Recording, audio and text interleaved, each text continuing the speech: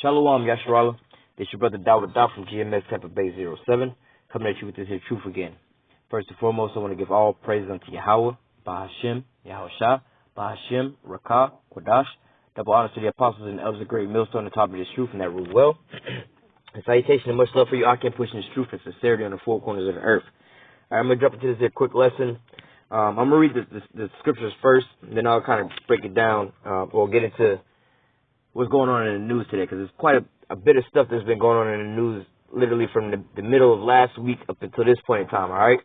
I haven't quite had time to catch up with all this stuff, and then, right when it's time to put the video down, more stuff comes out. So we're just going with the spirit. So we're going to pull out these three scriptures real quick, and then we're going to jump into things going on in the news. We're going to start out in the book of Revelation, chapter 13, starting at verse 1. And I stood upon the sand of the sea, and saw a beast rise up out of the sea, having 7 heads and 10 horns, upon his horns 10 crowns, and upon his head the name of blasphemy. And the beast which I saw was like unto a leopard, and his feet were as the feet of a bear, and his mouth the mouth of a lion. And the dragon gave his power and his seat, and the dragon gave him his power, his seat, and great authority. And I saw one of his heads as it were wounded, and his deadly wound was healed, and all the world wondered after the beast. All right? And like I said, I'm going to read this here through, and then I'll go back and pull out certain points and break it down. All right? Because it'll make for a bigger picture. Okay? Verse 4. And they worshiped the dragon, which gave power unto the beast, and they worshiped the beast, saying, Who is like unto the beast, who is able to make war with him? And there was given unto him a mouth speaking great things and blasphemies, and power was given unto him to continue 42 months. And he opened his mouth and blasphemy against Yahweh, to blaspheme his name, his tabernacle, and them that dwell in heaven. And it was given unto him to make war with the saints and to overcome them, and power was given him over all kindreds, tongues, and nations. And all that dwell upon the earth shall worship him, whose names were not written in the book of life of the Lamb, slain from the foundation of the world. All right? And so from there, we're going to jump. We're going to go back to that, but I want to get these scriptures down first. To the book of Jeremiah, chapter 49 and verse 20. Okay? It says, Therefore hear the counsel of Yahweh, that he has taken against Edom. Okay, so I'm going to read this again, but it's going to have a different name here, all right? So it says, Therefore hear the counsel of Yahweh, that he taketh against Edom, and his purpose that he has purpose against the inhabitants of Teman. Surely the least of the flock shall draw them out. Surely he shall make their habitation desolate with them. Okay? Jumping over to Jeremiah 50 and verse 45, reading the same thing. Okay? Now, before we read, it said against Edom. Okay? Now, this is just a freebie right here. This here is cutting the Vatican doctrine. All right? This is not talking about the Vatican. All right? It says, now, even though there are Edomites over there, but this what it's talking about. It's talking about here in America. It says, Therefore hear ye the counsel of Yahweh, that he has taken against Babylon, and his purpose, that he has purpose against the land of the Chaldeans. Surely the least of the flock shall draw them out. Surely he shall make their habitation desolate with them. Okay? At the noises of the taking of Babylon, the earth is moved, and the cry is heard among the nations. All right? So, now, to go back and to give you the backdrop of what's going on here, all right? This is the very end of everything, right? This is talking about, how do I put this? This is, okay, let's just go back to the beginning. In Revelation, what we were reading about, boom. A couple pieces here, all right? So now the beasts, these beasts aren't actual beasts, all right?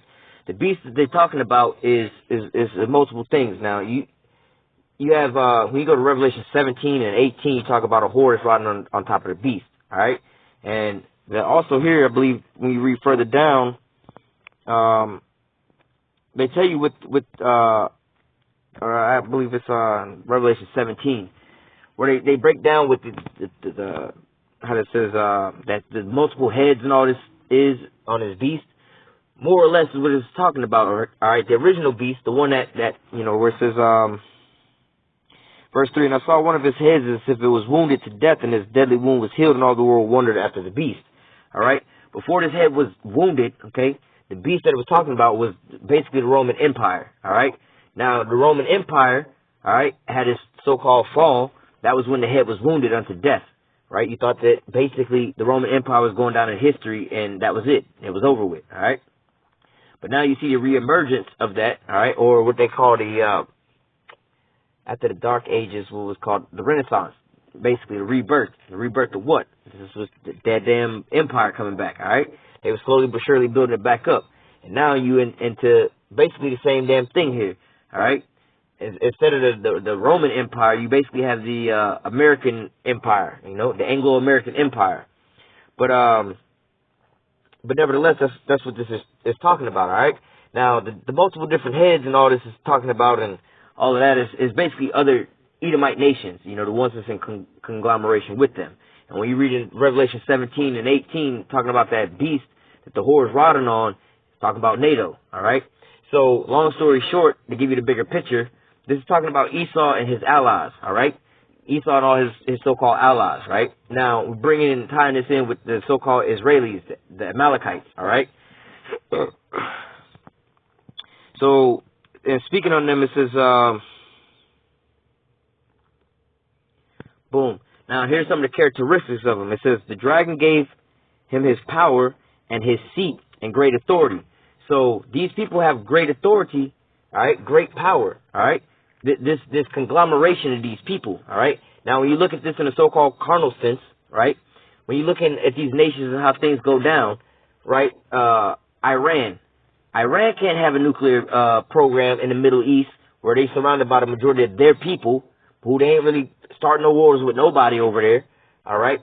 But Israel, they can have a nuclear weapons when they are in the midst of all the people. They don't like none of the people around them. The people that's all around them don't like them because they know that's the damn devil who then broke in and stole all the shit, all right? You know what I'm saying? So they're not going to like them, all right? They're going to always be striving with one another on those ends over there because these Israelis is trying to steal all their damn land, all right? Just like everybody else's land, all right? But it says, and the dragon gave him power and his power and his seat and great authority, all right? And then jumping down, it says, and they worshiped the dragon, which gave power unto the beast, and they worshiped the beast, saying, who is like the beast? Okay? Who is able to make war with him? All right? So when you're looking at this so-called Anglo-American empire, all right, these other nations, now we understand that there's a changing point now, where you have our thou become as weak as us. But, prior to all this, we in the midst of the transition right now. But, right before all of this, you have these other nations saying who is able to make war with basically, I'll say it in the carnal sense, America, NATO, and the EU. All right, who can stand against that? You see what happened with Saddam Hussein. Saddam Hussein was invaded by, I believe, I can't even think of the number of how many countries had invaded his ass. But you know what I'm saying? You had all these different countries up against, I don't even know if it was up against the damn, the actual nation and the government of Iraq, because their military didn't even fight back. They just basically surrendered and shit like that, But nevertheless, these nations at that point in time, they didn't want to make war with them. They was like, nah, we cool, we straight, because they so big and they so deep. They got too many people with them, and they got this military all around with them,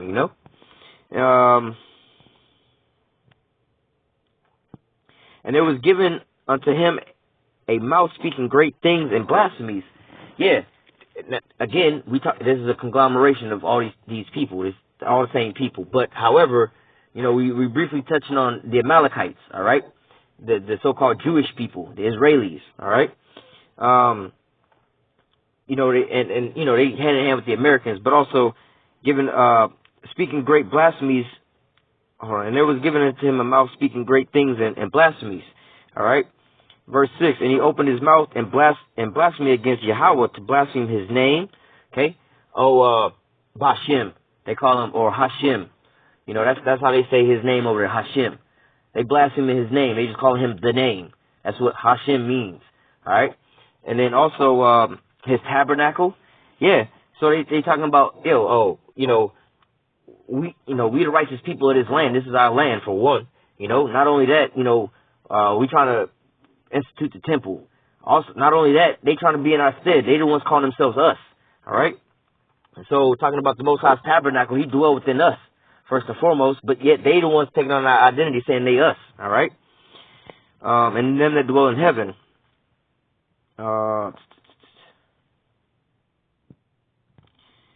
Now, I wanted to grab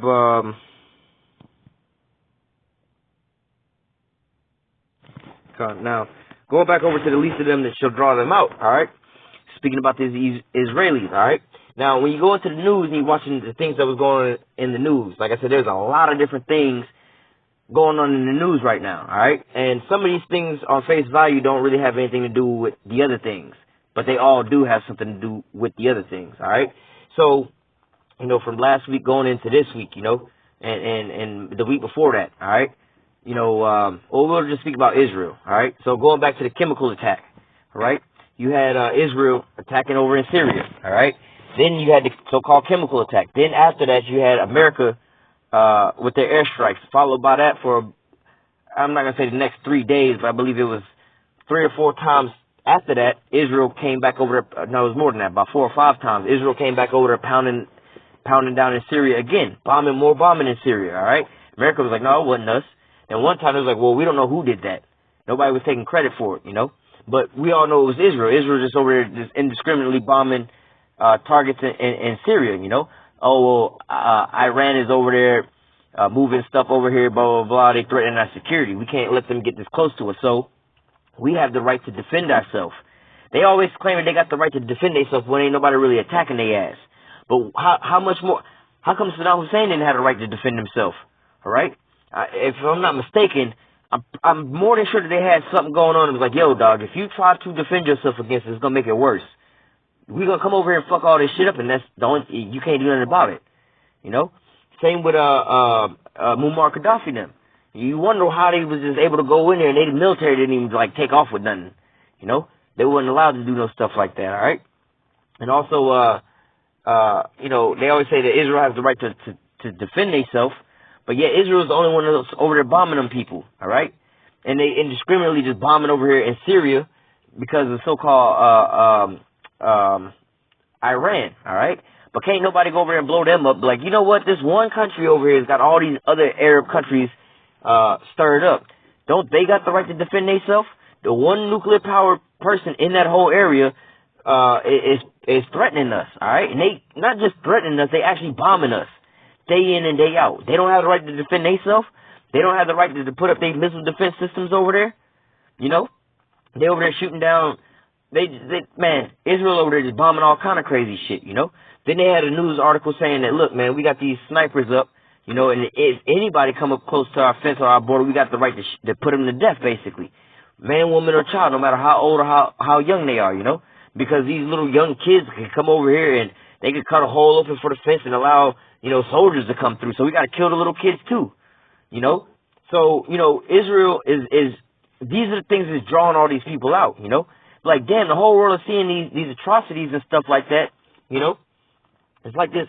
It's like a goddamn person's like, oh, I'm afraid everybody trying to kill me, so I got to kill off the whole fucking planet Earth because I'm paranoid thinking everybody else going to kill me.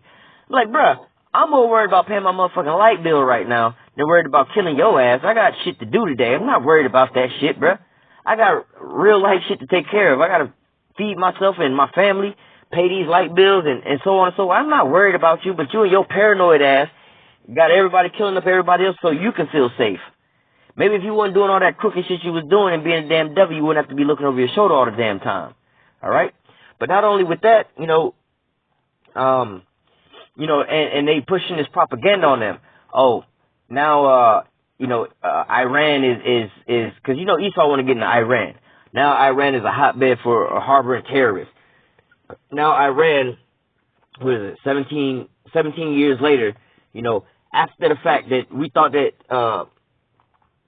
first of all, we knew because immediately after 9/11, we sent a CNN news crew into Osama bin Laden's little compound, and he done gave us a couple of tapes, interviews saying, yeah, I did the shit. So, Right off rip, after September 11th, CNN reporters was interviewing Osama bin Laden. He said he did the shit, right? So, we went looking for his ass, him and Al-Qaeda. We waged war on them because of 9/11.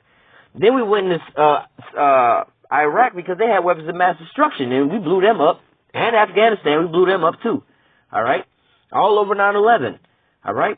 And then now all of a sudden, 17 years later, and then you did your investigation, found that Saudi Arabia had something to do. Basically, they was funneling money for it, but that's because that's your ally. You ain't gonna say shit about it. You can blame them in the media, and because most Americans are gonna be like, oh yeah, I knew it was them. They was Muslim, and they ain't smart enough to know that's your main ally over there, So and your allies ain't gonna trip because you the one taking care of them. You the only ones that gonna push up on them, so you're not gonna really do nothing to them. It's like you the damn judge. Tell them when your homies, look, bro, I'm going to have to charge you with this here deal, but you ain't going to serve no time, but we got to have somebody take the blame for it. Just help me help you. We can help each other out. You're going to take the charge, but I'm going to defer your sentence forever. I'm a pardon this. We just need somebody to take the blame. That's basically what's going on over there, all right?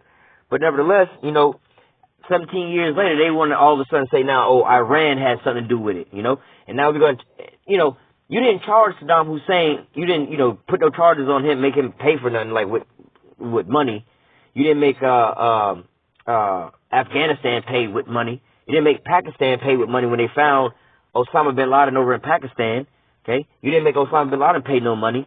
You didn't make none of these motherfuckers pay money. You just so-called out and killed their ass, You didn't, and you found in your so-called court proceedings that Saudi Arabia has something to do with it. And then you stopped the families from suing Saudi Arabia. But yet now you allowing, not even allowing the families to sue Iran, you taking it upon yourself to sue Iran for I believe $60 billion or $6 billion is some outrageous amount of money. You know what I'm saying? Like $8.5 million per spouse that was lost in the World Trade Center. $4.5 million per child. Whatever, whatnot. All kind of outrageous. 17 years later.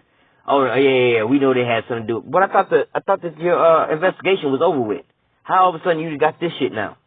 Oh, so we done bombed all the wrong countries and got the whole Middle East and all these people hating us for the wrong deal. All of a sudden, oh, fuck, we done blew up the wrong countries, killed the wrong people, displaced millions of the wrong people, okay? Come to find out it was Iran the whole fucking time. My bad. No, hell no. This is why the least of them gonna draw them out, because we know what's going on. Those that's in the know what's going on. They trying to get up in Iran, all right? And they willing to use, and the devil's come down with you having great wrath. He not trying to use his propaganda, none of that shit. His propaganda getting weak now. Right? He just come out, yeah, Iran has something to do with it. Charge these motherfuckers. They don't want to pay, we're going to blow them up. Oh, Iran over here, moving weapons over here. Oh, Iran doing this, Iran doing that. Remember how it was just, before that it was Al-Qaeda, Osama bin Laden. Then ISIS. Then Syria. Then ISIS. Now, North Korea, Russia. Now all of a sudden Iran. Okay? The fuck, you don't know who the fuck you against. You against every goddamn body. Alright? You death and hell is following. You just look. The thief come but to steal and to kill. God damn it, that's what he coming to do. Alright? And the least of him gonna draw him out. Y'all keep pushing up using Israel because look, America's like, look, if we go over here and do anything to these other countries, people will be like, oh, America all fucked up. But if Israel go over there and do that, everybody gonna be like, oh, Israel fucked up. But nobody gonna say that out loud because why? You're going to get called, what, anti-Semitic. Then you're going to have the full force of America come down on your ass. So America know that they can use their proxy, Israel, to go do whatever the fuck they want them to go do. Go bomb Iran the hell and back. And if they retaliate, we got your back. They're not going to step to you on that shit. We got you. Go over there and blow them up. We'll take all the blowback from it, But, those are some of the stories that was going on. And also, Iran dumping the petrodollar, all right? So you're starting to see Iran's name popping up so much in the goddamn news right now, all right? And now Iran isn't talking about the least of them going to draw them out, The least of them is going to draw them out, bring them to desolation. Who is the them? The Edomites. Now, who is the least of the Edomites? The Amalekites, the Israelis, the Jewish people. That's who that's talking about. But with them and them pushing up on every damn body, it's going to cause these other people to come out. Because you know how they say, pick on somebody your own size.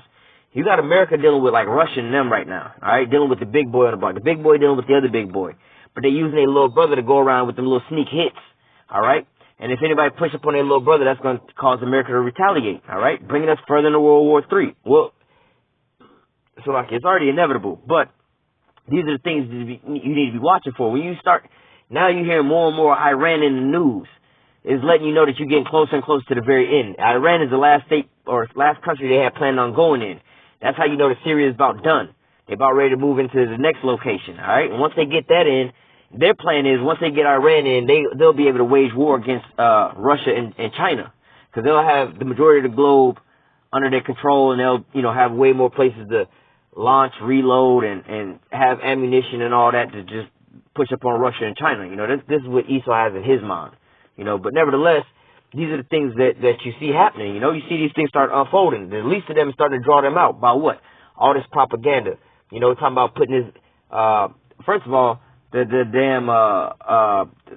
embassy movement, all right, moving the embassy to Jerusalem, stirring up those so-called Muslims over there, all right. Then without that, talking about the Iranian nuclear deal, all right.